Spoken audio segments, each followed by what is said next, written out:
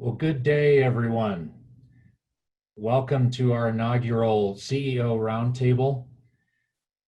Wherever you are around the world or here locally in Golden, we thank you for joining us in this event. We have a lot of students who've signed up for the call. We're glad to have you, and also quite a few alumni, especially early career alumni. So thank you for joining us. This is put on in partnership with the Mines Career Center. Our faculty, we're grateful to them for encouraging attendance, and in partnership with our organization, the Mines Foundation. My name is Brian Winkelbauer. I'm the president and CEO of the Mines Foundation, and we're so fortunate to have some tremendous panelists for this first ever CEO Roundtable. We're lucky because Mines alumni are known for doing exceptional work as professionals, and we have a lot of special people out there who are willing to share their story and give you a little bit of an insider view into their career trajectory and what's required to become a leader, and all the things that you might think about as you progress to pursue your passion. So want to thank our panelists, and I'll introduce them in a second.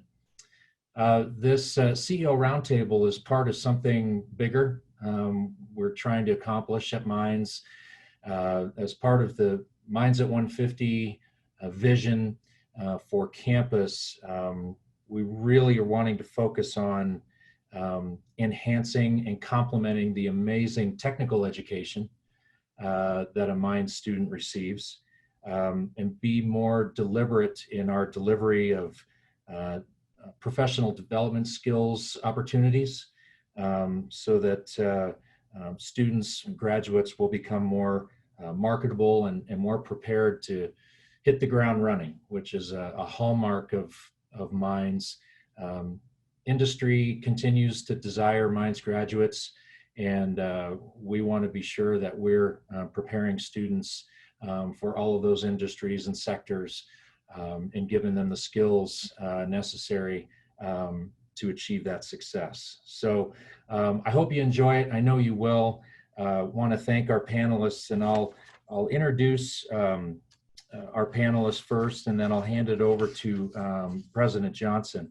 But we're delighted to have three panelists with you. All are Mines alumni.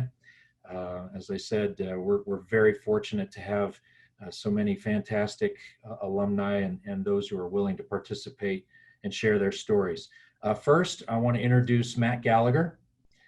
Matt is a 2005 graduate with a degree in petroleum engineering. He made a quick ascension up the ladder at Parsley Energy, and is now president and CEO, and was named a CEO in 2019. He is headquartered, his company is headquartered in Austin, Texas. So Matt brings a great wealth of experience in the oil and gas industry. Next, I'd like to introduce Howard Janzen. Howard has a bachelor's and master's degree in metallurgical engineering from Mines, and has a lot of experience in a number of different industries. Most recently, he was the CEO and chairman of Cool Planet Energy Systems, and a fascinating experience there with that particular company. Howard's an avid pilot and is also on our Foundation Board of Governors. And then finally, we have Dave Zanetell, who received his degree from Mines in 1987 in civil and environmental engineering. He's the president and CEO of Kramer North America, and a lot of amazing projects Dave's been a part of, and so will be interesting to hear about his experiences. He was a student athlete, a member of the football team, and he too is a member of our Foundation Board of Governors. So we thank all of our panelists. We're really excited to hear from all of them and get their perspective. And with that, I'm delighted to introduce President of Mines and Professor, Dr. Paul Janzen, who will be our moderator. Great. Thank you, Brian. Thanks for starting things off for us. I just want to let everybody know that after each of our panelists tells you a little bit about themselves, giving you a brief story, we're going to have a question and answer period of time. Some of you sent in questions when you registered, but we're also going to take live questions as well. We're going to use the Q&A function for that. So as you think of questions, feel free to type them in at any time. We'll be keeping an eye on those, and we'll be bringing some of those to the panelists when we get to the Q&A part. So with that, I'm going to turn it over to Matt, who's going to tell us his story first. Well, thanks, President Johnson. Thanks, Brian, and honored to be a part of this panel. I'll do a brief history of myself and try to keep it brief from mines to now. But quickly, wanted to say I'm honored to be on this panel and admired Dave's project, the Hoover Dam Bypass. On my first trip to Las Vegas, I had the Mines magazine where it talked about that project, and my wife and I we weren't married at the time, but rented a car and drove out to the project. So it was cool to see, and awesome the way that School of Mines alumni affect the globe. Myself, grew up in Indiana, and believe it or not, in the oil field. So small, shallow oil wells in Indiana. And my grandfather and father were both in the business and drilled shallow prospect wells. And came time to choose a school, and Colorado School of Mines didn't have an essay requirement. So figured sign me up. I'll put the name in the hat. And also I played football at the time, and was able to send in a tape and be part of Coach Stitt's first recruit class in 2001. So came out to Mines, was blown away by the campus and blown away by the classes. Almost got my feet knocked out from under me on the first chemistry test. Very low grade, lowest in my history up to that time, but made it through, and met my wife at School of Mines. She was a metallurgical engineer major, and so we dated for 5 years after Mines and got married, and now we have 2 young boys and a third child on the way. I joined petroleum engineering, and just couldn't have scripted out a better engagement of faculty and the lifelong friends I made, and the work ethic that I had through trying to grind it out at Mines. Got out in 2005 and got to go to what my dad called the big leagues of oil and gas here in Texas. It was my first trip down to Texas, and what became evident was the reputation that Mines had. So when you're in the welcoming hire rooms, and I worked for a company, Pioneer Natural Resources at the time, and what school did you go to? And you say Colorado School of Mines, there aren't the trite jokes that they make about the other schools, the ribs. It's, oh, okay, we know you're prepared type of deal. And it's a nice feeling to have that reputation upheld throughout the industry. And it holds true to this day. And when we recruit from multiple schools, the Mines kids hit the ground running. So the reputation is strong. Came in as petroleum engineering and at Pioneer, and then worked along the way, and eventually had an opportunity. We moved to Midland, Texas, and had the choice to jump over to a small 5-person company, Parsley Energy. They didn't have an engineer. I thought they needed one, so jumped over and kind of caught the wave of the horizontal shale movement right at that time. And it was grab the reins and hold on from that point. And we grew as fast as we could, as conservatively as we could in that time frame, and went public in 2014. And here we sit today. So it's been a wild ride, a wild decade, but the shale revolution, but throughout all of it, Colorado School of Mines is near and dear to my heart. And it's just an always confidence inspiring fallback when you get in a tough situation to remember what Mines has instilled in us. So it's brief summary there. And I'll turn it over to Howard, sorry. Well, thanks, Matt. Appreciate the opportunity to participate in this session. And, I could mirror some of Matt's comments because my mind's experience really was one of the cornerstones of my career development. And recognizing that is one of the reasons that I choose to keep a close relationship with the school, because I'd like to help others benefit from what I view as a huge advantage. And so, we all know that Mines grads are equipped with a superior technical education that really is second to none. And where that helps you in your career, since we're focusing our comments here on students, is we can distinguish ourselves in the early days of our career because we'll end up being one of the top technical performers in any job, any company that we end up joining after our time at the school. And that gives you the ability to get recognition and opens doors for increased responsibilities going forward. But there's some other skills in addition to technical skills that we all get from our time at Mines. And these things are all important in all facets of business. So one of those is the ability to solve problems and to think logically, the ability to work hard, and actually the ability to work with others, because there's a lot of focus on team through our Mines experience.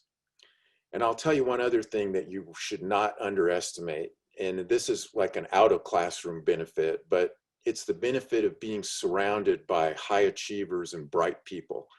And there's all kinds of quotes that you could look at about who you surround yourself with, but there's two of them that I like, and I won't even tell you who they're attributed to, but one of them is, you become like the 5 people you spend the most time with. Choose carefully. And then the other one is, show me your friends and I'll show you your future. Well, you know what? That is one of the benefits of being at Mines. You're surrounded by the kind of people that can really help shape you and your career opportunities going forward. So Matt gave a great example. I've got another one. Completing a Mines education really does give you some instant credibility when you're out in the workplace. And my best personal example of this is, we were doing $100 million fundraising in the early days of Cool Planet. And we traveled actually around the world 6 times meeting people. Actually, a number of these people were billionaires, particularly in Asia. And this happened more than once because the people I were traveling with were MIT grads. And so one of them was an MIT PhD, actually, he's a brilliant guy, chemical engineer, and a banker, by the way, because he also had an MBA from NYU. And so guess what? We're in front of some big Asian billionaire, and this guy, this is actually in Malaysia, we're giving our backgrounds. And so the MIT people go, I graduated from MIT, and he's And when it came my turn, I go, I graduated from Colorado School of Mines. And this guy goes, oh, Colorado School of Mines.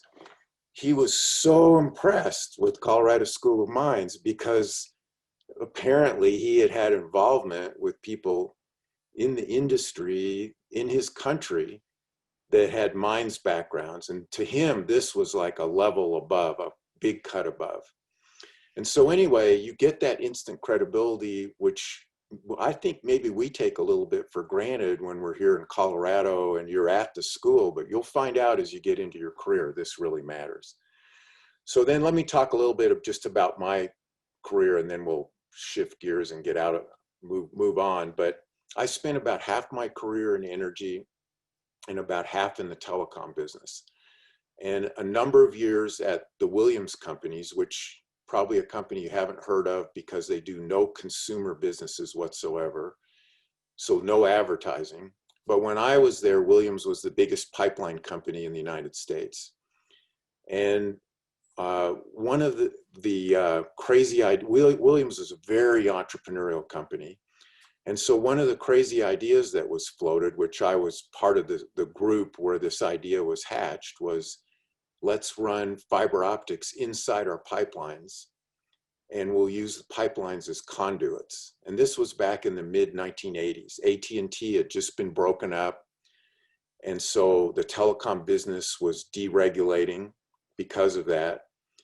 And there were really only 3 companies that were building nationwide fiber networks then. So we ended up starting 6 months behind the other 3, AT&T, MCI, and Sprint, and we finished a year ahead of them building out a nationwide network. And so that eventually turned into the 4th largest long distance business in the country. Again, a company probably you've never heard of, because Wiltel was the company, because we only sold service to carriers, not to consumers or businesses. So in essence, Williams enabled all of the competitive telecom industry because that's the network that those companies were riding on. And eventually one of those companies, WorldCom, made an unfriendly takeover attempt of a public company's subsidiary. So WorldCom ended up buying Wiltel. And by that point in time, I had moved over into the natural gas side of Williams, and I was the general manager of Williams Natural Gas. I was asked to come back over and take on all of our telecom assets that we pried out of that transaction because we didn't want to leave the business. And that included 65 people that were left that knew anything about network. 4,500 people just in Tulsa, our headquarters, moved to WorldCom. But we had 65 people left that knew something about network. And we had about $16 million in annual revenue from a business that we had peeled out of the transaction. And in a little more than 4 years, we had 12,000 employees in Williams Communications, and we had 1.7 billion in revenue. We ended up IPOing that business. Our market cap went to $30 billion. So this turned into just a hyper growth opportunity. And then after Williams, I got recruited to Sprint, where Sprint reorganized the business and I knew this was going to happen when I joined. It was part of the pitch. So we had 2 business units, and I was the president of the business unit that focused on business customers, which was about a $12 billion a year business.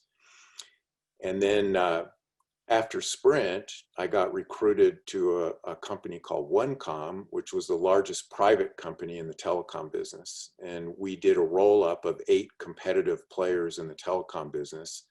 And the idea was to integrate all of those 8 companies and then IPO that business. Except I joined in right before 2008, which 2008 was not a year where you could IPO after the economic collapse. So we ended up finishing that integration and selling that business off in 3 separate transactions. And then from there, I got recruited to Cool Planet, which is a company that had a technology to produce carbon negative fuel. But also in that time period, I'd had a lot of exposure to a number of venture capitalists. So I got involved with about a dozen startup companies over the last 10 plus years. So anyway, lots of interesting career opportunities, again, all made possible because of the good foundation that I got at Mines. So with that, let me move on, and I'll try and turn this over to Dave.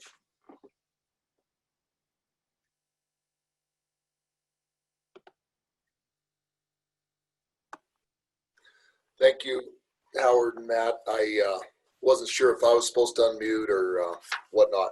I feel somewhat humbled following both of you, and one common theme that I note is that both of you have taken that common path that Mines graduates do, where after gaining good, strong early experience, you had the guts and the fortitude and the vision to go start your own career and invest in your own skills and company. And so I admire that. The journey that I took was a little bit different. I never really actually saw myself as somebody who would form a business, start a business, and do that. I wrote my 8th grade or 7th grade career day paper on how I would become the chief engineer for the Army Corps of Engineers, and that during my career, I would oversee and manage the biggest dam project ever built in the United States. Didn't quite make that forecast, but I was lucky enough to manage the largest bridge over the largest dam in the United States, serving as chief engineer for a similar entity. What I would offer to the group is a few takeaways, and I'll kind of weave my journey with some advice. I graduated from mines in 1987. In 1987, the economy was terrible. The oil business was constricting. Jobs, all of my teammates, there was no jobs anywhere other than in Texas if they could get a job. It was hard sledding. Mining industry had constricted. Civil work was non-existent. And so there were folks that kind of went through mines so regimented that they were somewhat disappointed coming out at that failure of opportunity. I was fortunate, and I would advise all of you during times of adversity not to fall into that trap. That you can't control the broader economy. Roll with it, but make sure you stay true to the things that were important to you. Craig Schurig and I, Craig is a petroleum engineer from mines, now a head football coach at a school similar to mines. He and I ran a window washing business, and I was still trying to hang on to that dream of maybe making a paycheck playing football, and I was rehabbing from an injury. And so he and I were just football junkies trying to make it. During that time, though, jobs were starting to materialize. And what I would advise is, for some reason, I had a filter that was, that sounds like a job, but it doesn't sound like a career. And so I turned down many jobs that would have been a little bit of a pay raise from washing windows, but they weren't going to be a career. They were like a job. And I always advise, as I mentor, make sure you manage your career, don't manage to a job. And secondarily, I would advise you only get one chance to launch your career. And it's like being a free agent. As long as you're a free agent, you can go pretty nimbly where you need to go. Once you're encumbered, life starts to just kind of take on your journey. So I was lucky then. Ultimately, I took a job as a survey crew chief. It was just like field day. It was field day. I was running crews. It was great. From that, made connections, got this amazing job at the Federal Lands Unit of Federal Highways. It's what civil engineers do: design, construction, geotech, hydraulics, engineering, contracting. The only thing is the organization builds roads only in federal lands. That's national parks: Yellowstone, Yosemite, Sequoia, Grand Canyon, on defense bases and in federal lands. So was lucky enough to work in all the greatest places where everybody else goes on vacation. In doing that, though, it's a big, giant organization, so you have to manage your career. And those of you who end up in giant organizations, what you will find is people around you are chasing that next promotion. And I didn't. I chased skills. I chased challenges. And so I kept my career laterally. Everybody passed me up. And I was years at one level where I was doing various things. But then I was 1 year and 1 day at the next level, 1 year and 1 day at the next level, and 1 year and 1 day at the next level. Because I had learned the whole business and had done design, construction, technical, contracting. After 6 years, competed for a very prestigious program to go to graduate school. One of 2 people nationally selected to do that. Got a graduate degree in construction engineering management. And when I came back, I had the combination of mines perseverance, mines credibility, mines will get this done, and mines humility, combined with this amazing toolkit of here's how the industry can deliver work, here's new ways. Following that, I'll wrap this up quick. Took on a big program in California that was essentially bigger than the whole rest of the organization. Pioneered new ways to use the industry, streamline, and from that, then took those lessons into the organization and into industry, and it's now how a lot of industry and public sector organizations deliver. So it took a project and then took it into the organization. After that, it flooded in California. Political commitments were made. They said, hey, maybe this Dave Z dude can do this. Did the nation's first fully funded design build, started with the blank sheet of paper. It's now how major civil jobs are done. So again, took a pioneering program of projects, took it into the organization, took it into the industry. So project to organization, project to organization. Along the way, then the Hoover Bypass project was stalemated. It had been 20 years, 3 project managers in the last 5. I was spouting off in the office one day, you guys need to get that done, just let me know. And the next day, I got summoned in and handed that baton. And so I was lucky enough to lead this amazing job that has not only pioneering worldwide challenges technically, but it was really quite an organizational thing. All the stakeholders, governors, senators, financiers, all of that exercise. So it was very fortunate. At 25 years, I wanted to transition to private industry and felt like I could apply those same skills on the private side. Have spent the last 10 years at a heavy civil highway contractor, and I picked that contractor because I felt like they were a great organization at the right size and scale to move the needle. That somewhere 10 years later, somebody would look and say, what changed on that day back in 2010? Something changed on all the charts. We've now enjoyed 8 years of record profitable growth over each previous year. And I credit that to the people that are there that have done that, just needed a guiding light and a push. I'll wrap up a few takeaways. I'd advise you to think in terms of a career versus a job. I would advise you to own your own life and your own career. Your happiness is not defined by whether somebody else picks you for a promotion or not. You're gonna miss promotions, you're gonna suffer defeats. Don't worry about that. You're in control of your life. Take challenges that others won't take and do work that matters. Don't take on the things that don't matter. Do work that matters in your life. Work to know the business, because by the time you make boss, I can assure you the bosses know the business. They don't just know one thing. And maybe lastly, I would advise work to enable others. And that's a hard thing sometimes for minds people who are so skilled technically. Plan your work, but don't put pressure on yourself to do more. You're in the way if you're doing more.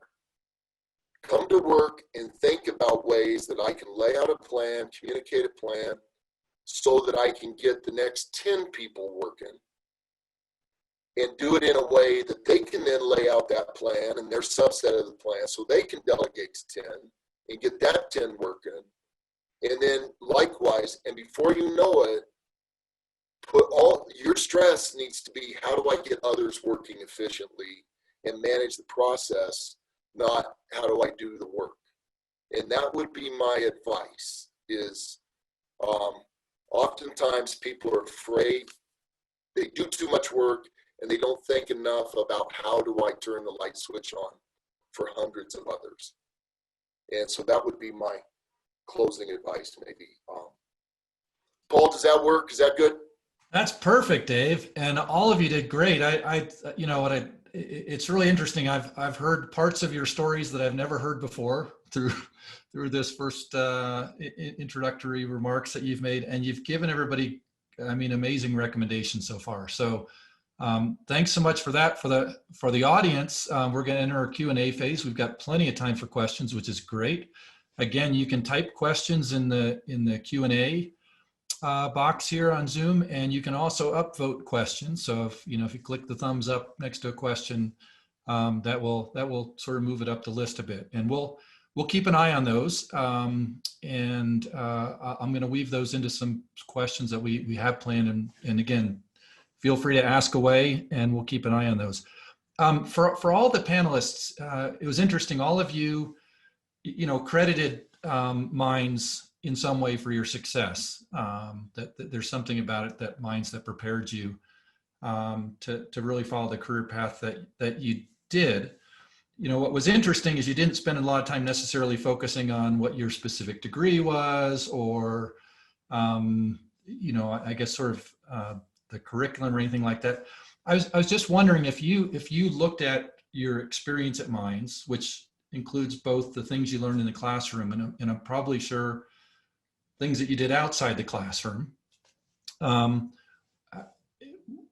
would you say, could you pick out things other than like the classes that you took that you think sort of shaped who you are in a way? Something, because we always want people to think about their Minds experience as being more than just a sequence of classes. And so if you could think of, one way, something that you were involved with that maybe has been part of that Minds experience that has, enabled you to do all the things you've been able to do in your career. So maybe I'll go in reverse order of the way that you spoke. So Dave, you got some stuff on your wall behind you that might be related to that. Sure.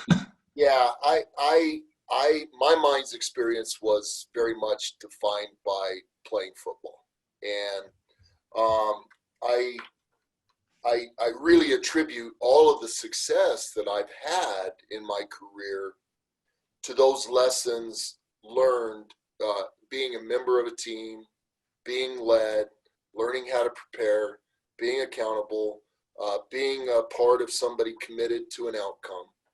And so very much that enriched my, not just my experience, but everything since. And I would offer, for decades now, I have a fundamental premise that nobody gets hired into any organization that I lead unless they did extracurricular activity in college. And it doesn't have to be sports, but I definitely have a liking to the volleyball and the softball and the basketball, and collegiate athletes, band members, drama, speech and debate, but something that is team oriented. So when you enter the workforce, you know how to be coached, you know how to, it's not personal, you know how to be for the betterment of the team, not for yourself. And I've had great organizational success ensuring that we follow those guidelines of, being a part of something else. And so that made the difference for me. Great. Thanks, Dave. Howard? Still does. Well, I participated in varsity athletics when I was at Minds, but it was the rifle team. So I don't think that probably counts in the same way that Dave's describing, but no, I think that the fundamental things that make Minds such a fantastic place are all the things that benefited me in moving forward in my career. So it's the things that I briefly mentioned. You cannot get out of Minds without working hard. And so I was used to hard work just because of my family background, but I was not used to hard work at school. I basically got straight A's all the way through school, and I didn't have to work very hard at all. But when I got to Minds, that completely changed. In my first semester, I think I had a straight C average, which I was overjoyed because I didn't fail anything. And of course, my parents looked at it and went, "What is going on with you?" But it's just that the whole experience at Minds is a degree of difficulty that's way harder than what most people are used to. Well, that's the kind of thing that prepares you for what you have to do if you're going to take on a challenging role at work. The ability to work hard, the ability to solve problems and not be overwhelmed by a problem. And this is something that just any engineering program is good at, but Minds is particularly good at. So, if you told somebody you're going to build this bridge over the Hoover Dam and you just threw it at an average person, they'd go, how am I going to do that? They'd just be overwhelmed. But someone who has the discipline of a mines engineer knows you just break these problems down into all their elements. And if you apply that to non-engineering things, it also works. Any business problem you're facing, it's the same thing. You don't get overwhelmed by a huge problem. You start to break it down into the elements and you knock them out in the right order, and guess what? You can solve any problem. And so these are all the things that are incredibly helpful. And then one other thing that actually I think both Matt and Dave touched on briefly, but I've had the good fortune to work with incredibly skilled people in a number of the different opportunities I've had career-wise. So I mentioned the MIT story. I've worked with Rhodes Scholars, people with MBAs from Harvard and Stanford and Yale. And, you know, I'll tell you what, there's something at Mines that's totally different than those schools. Every one of those schools, people are trained that you're better than everybody else. And guess what? It shows, because they act like they're better than everybody else, which turns people off on teams. They don't want to work with somebody who comes in thinking, I'm way better than all of you. And I'm sorry, but this just gets trained into people. I've just seen it too often. And Mines does the exact opposite. Mines teaches you the same level of skills to be successful, but Mines doesn't teach you that you're way better than everybody else. So you have an attitude problem right away going into work. Mines teaches you how to work on teams, how to work together. And that's what it takes to be successful in business. And I certainly benefited from that experience at school as well. Right. Thank you, Howard. Hey, Matt, as you're sort of touching on this question, I want to also transition to another question that's been particularly directed to you. And, Dave sort of made a remark that he graduated at a time in the late 80s where, there weren't a lot of jobs, things were tough. So we have quite a few grads who graduate in that time frame who actually have gone on to be incredible, successful careers. But and I often wonder if it was because the difficulty of those times that, in some ways, led them to there. But as you're thinking about sort of commenting on, maybe things outside the class you did at Mines that you think contribute to things, what advice do you have for people who are looking for employment in the the oil and gas segment right now, given all the consolidation that's going on right now, which is not too dissimilar to what was happening in the mid to late 80s when Dave was graduating. So, absolutely, very tough time, and I'll get to that for sure.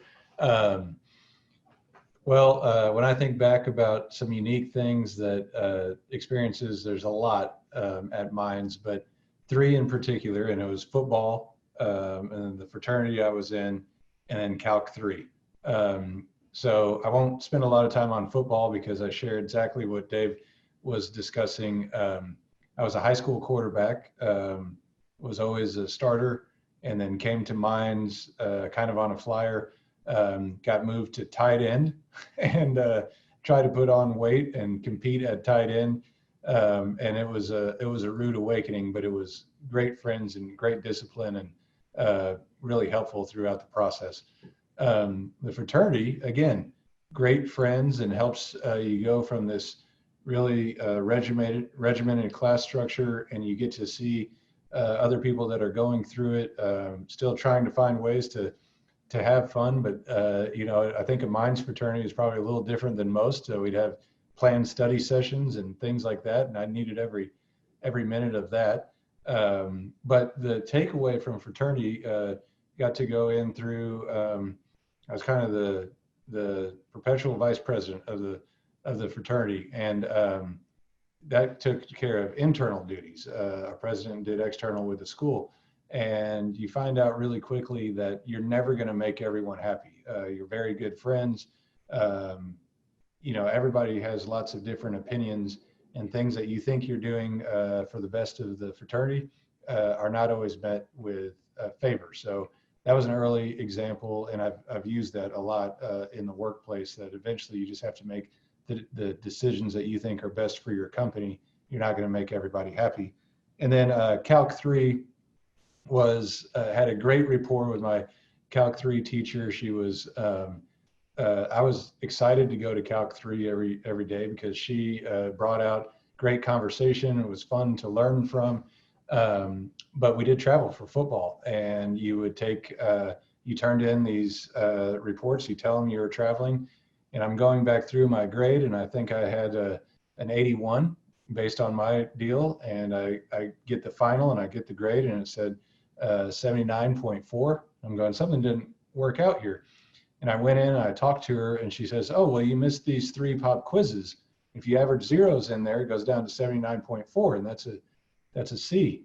And, or sorry, 79.5, and that's a C. And I said, well, I turned in that I was traveling. And she said, yep, you did. Thank you for that. I knew you're gone, but you still got a 0 on the test or on the quiz, and that averaged 79.5. And I said, doesn't that at least round up? And she goes, no, we don't round up here at Mines. And it was just really a life lesson that I just always thought, you know, you could maybe talk your way through something and you had a great relationship, but it was, nope, this is it, black and white. And that's how the workplace is too. I mean, sometimes you think you deserve something, and the real world isn't there for people that think they deserve. I mean, you just have to earn every bit of it. So that that's followed me as well.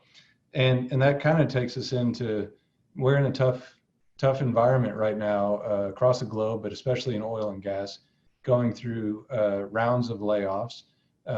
Parsley went through our second round of layoffs in 2 years, as we've gone from a growth focused company to a growth of returns, financial returns company.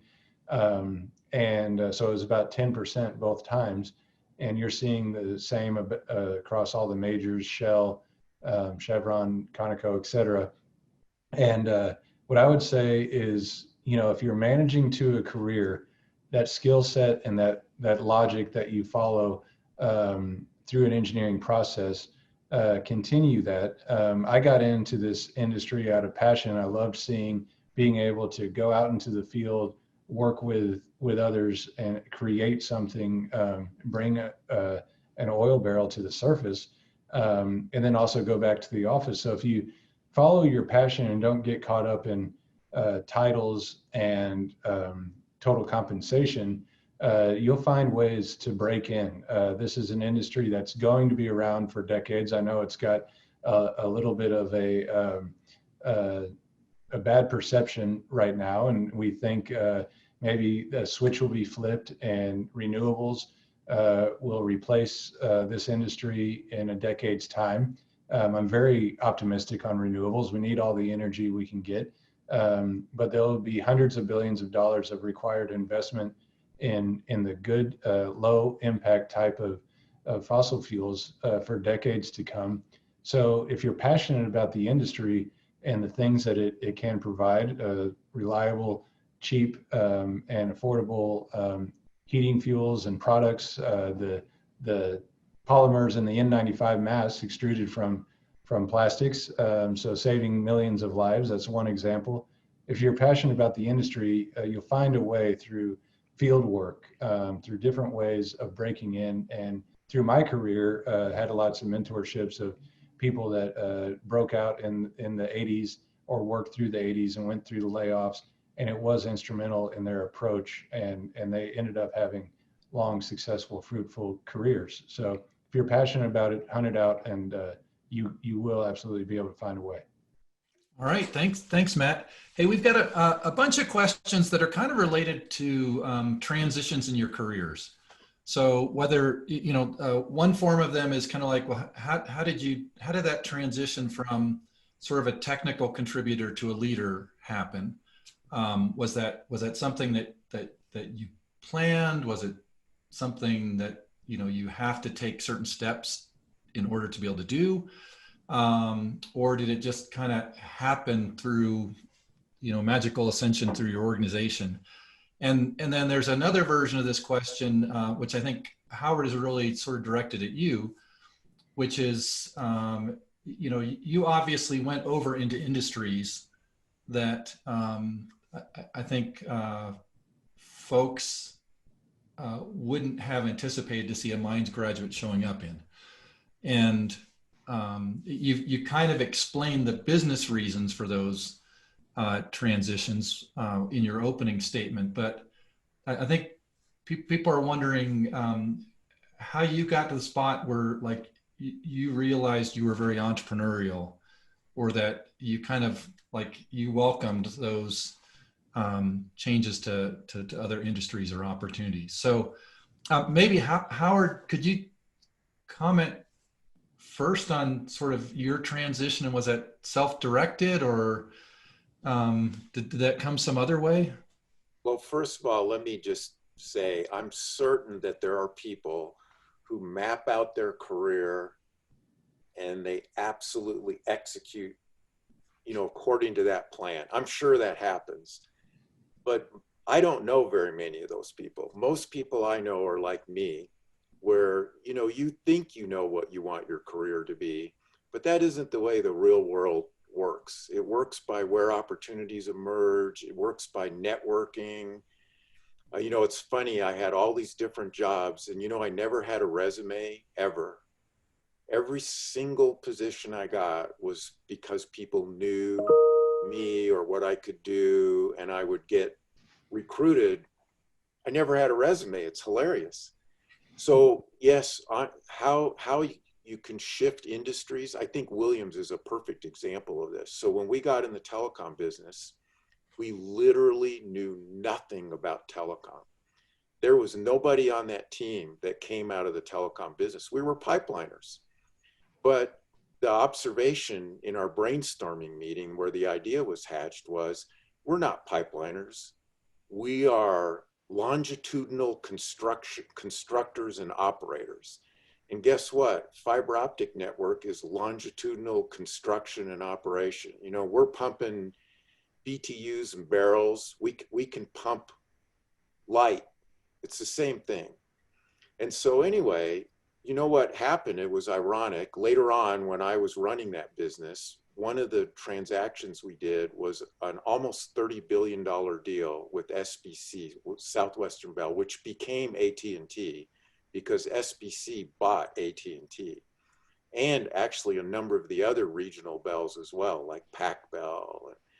Anyway, they outsourced all their long haul network to Williams, all of it, globally.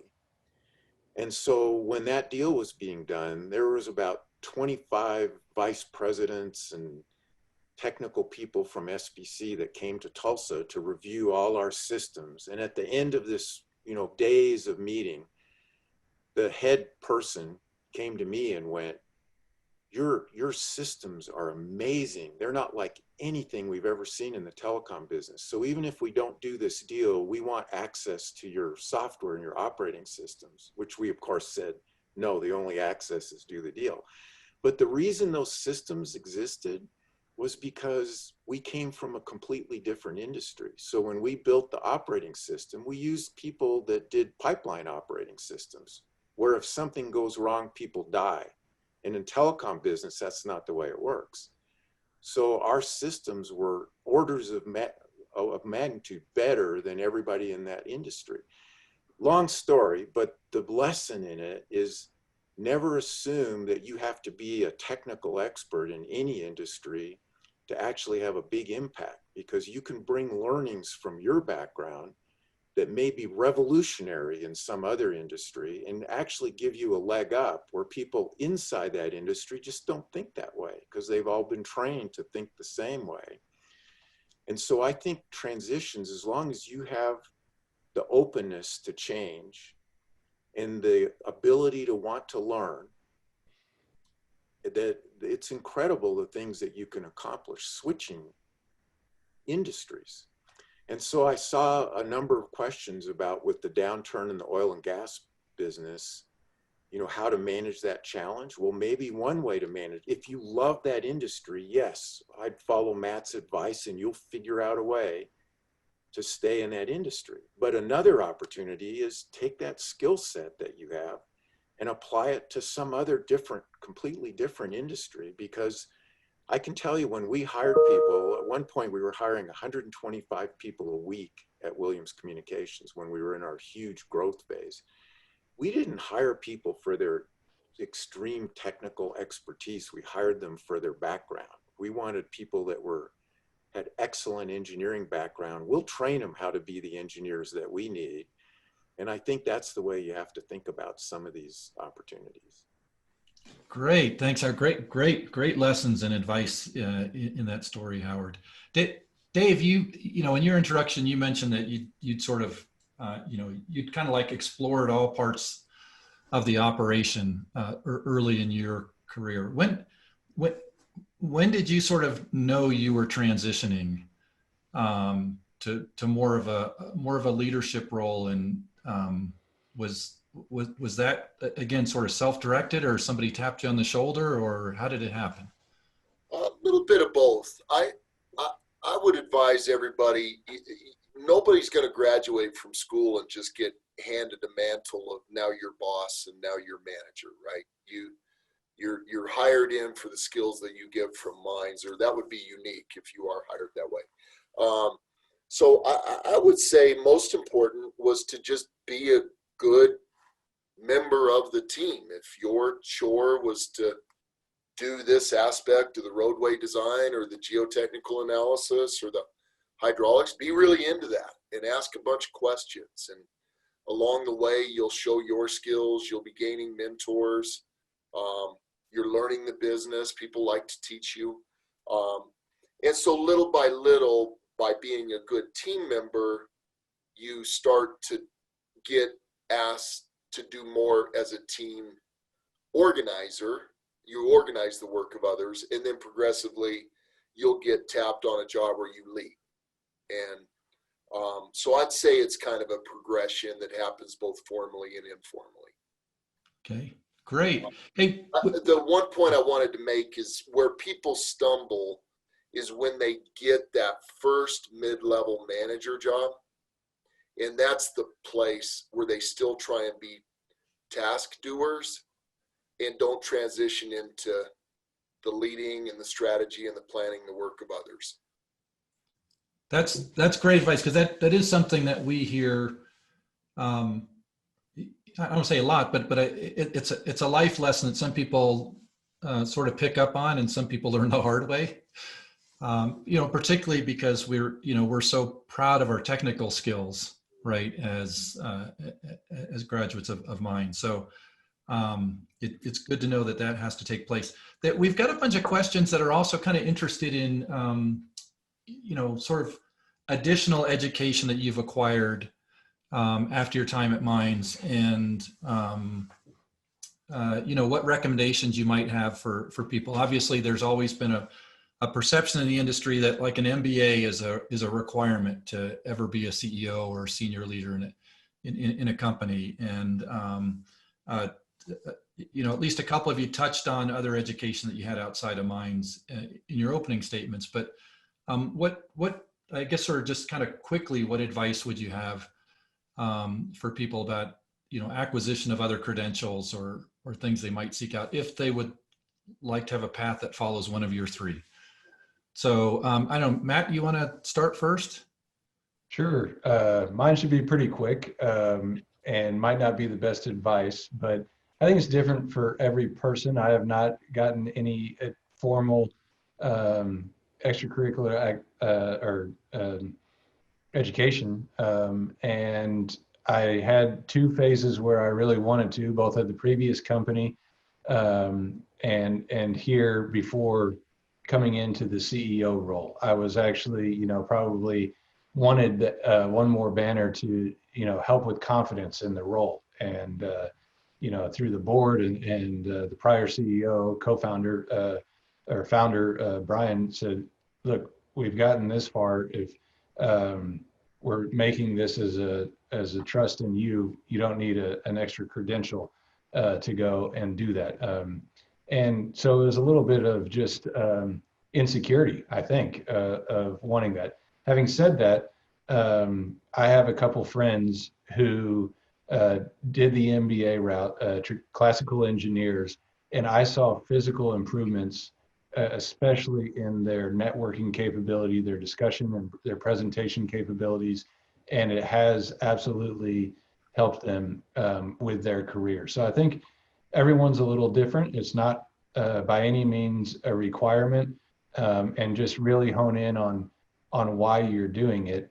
And then, I am screening a lot of these quick Q&A, and I do worry that there's just this wearing it on the sleeve objective of getting to a position, and that's the number one challenge we see in our company, is that that's not going to end well, because you're coming at it from the wrong angle. So I would just caution to that, and let things come to you a little bit more naturally, and focus on being an expert on your project, and that reputation is you're going to become the go-to person to get things done. And once you have that, then you start working with the teams and enabling the teams, and then it can kind of come more naturally. So it's not a requirement, but it can help certain people.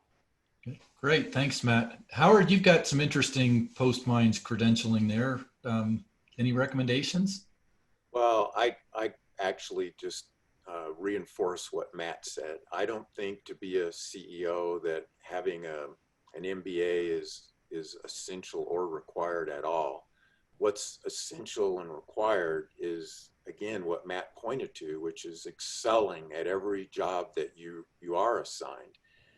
It is helpful, no doubt, to get you places faster if you have an MBA, but I would say there are lots of MBA programs around the country, and I'm sorry, but the ones that are average, people probably don't. You may learn something that's useful, but it's not going to get the level of attention inside a business that if you manage to get an MBA from a top business school, that will get people's attention, and it might help you get somewhere faster and give you some skills that are useful, but it's certainly not mandatory. But the thing that absolutely is mandatory is just excel at every job you're given, be the best there is at executing that job, and then demonstrate that you know how to work with people, because those are the things that will get attention more than any MBA program.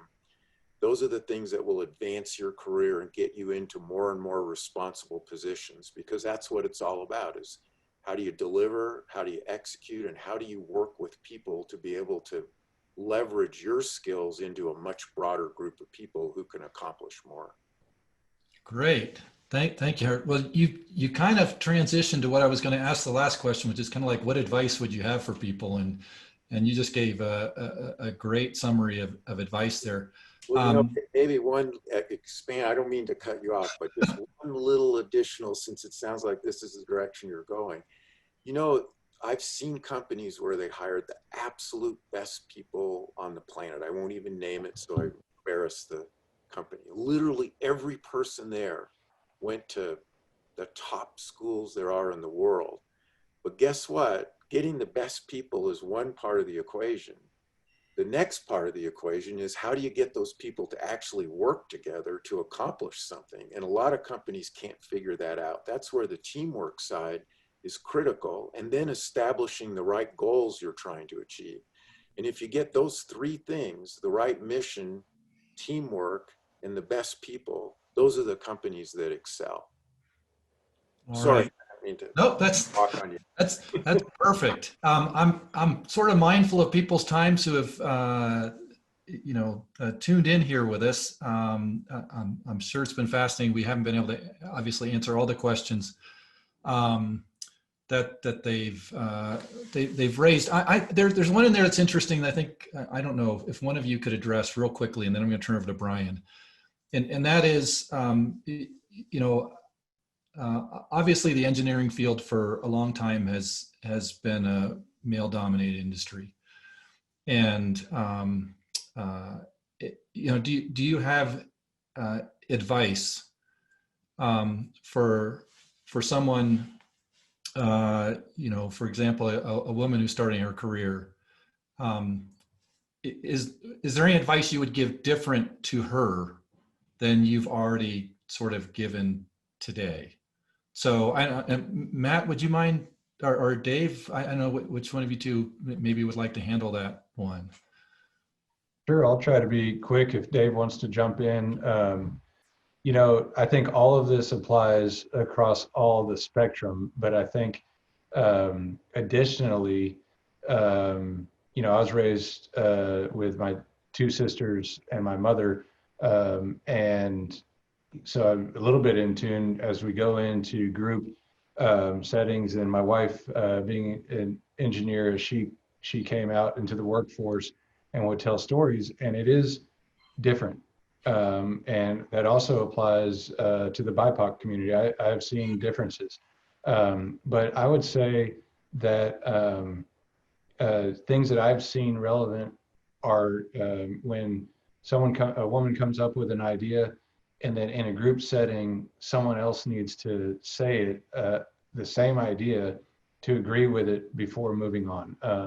So we do a conscious effort to highlight that if we see it, and to try to eradicate, you know, those types of behaviors. But I think acknowledging that in the workforce, it is way better than it has been over decades prior, but there are still components that are around. So I talk about, you know, I just hope that you gotta one step at a time, chunk through it, and try not to definitely bring it up and address it as a woman in the workplace. If you're seeing it professionally, one with your boss, and then two with HR, I would kind of caution that it's sometimes a battleground in the workplace, and you know, talking about it to your perceived work friends is not always the best avenue. It's just, we've seen that in the past, but there are additional challenges, and you have to address them professionally. Be bold to say I'm speaking or something like that, and then quickly move on. So those would be the additional layers of advice I have, and that there are definitely more. The few minority issues or people that take that approach can make it awkward, but it is a minority approach by individuals, but it is prevalent, or it is a real issue to deal with. So I'd keep the head up. Don't get overly discouraged if an event like that happens, and then address it and boldly and move on. All right. Well, thanks, Matt. I think in the interest of time, I want to thank all the panelists. There are lots of other questions here that I think we're going to have to address in other CEO Roundtable forums, things related to work-life balance, and you know, have you had to make sacrifices along the way, or things like that? And who knows, maybe we'll bring you all back and answer some of those questions as well. But thank you so much for all of your time.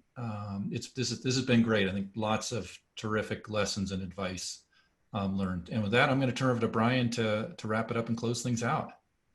Well, thank you. I know that virtually everyone is giving all three of our panelists a hand.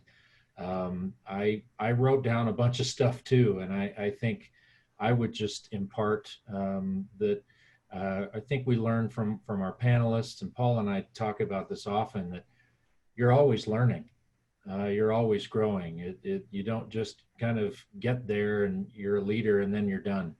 And I think so, you know, with that in mind, we are going to continue to put on things like this, more panel opportunities, and look for more again programming, students especially, where we're being intentional about your professional development. You heard a lot about working in teams. You heard a lot about the credibility that being at Minds gives you. You heard a lot about hard work and the importance of that, and doing work that matters, and things like that. So those kind of messages are things that we want to continue to deliver with intent. So look for that. We've got a new program that's going to be coming online that's all about professional development. We're really excited about. So once again, Thank you, panelists. We really appreciate it. Paul, thank you so much for doing a great job of moderating, and we'll see you on the next session. Thanks, everybody. Thank you.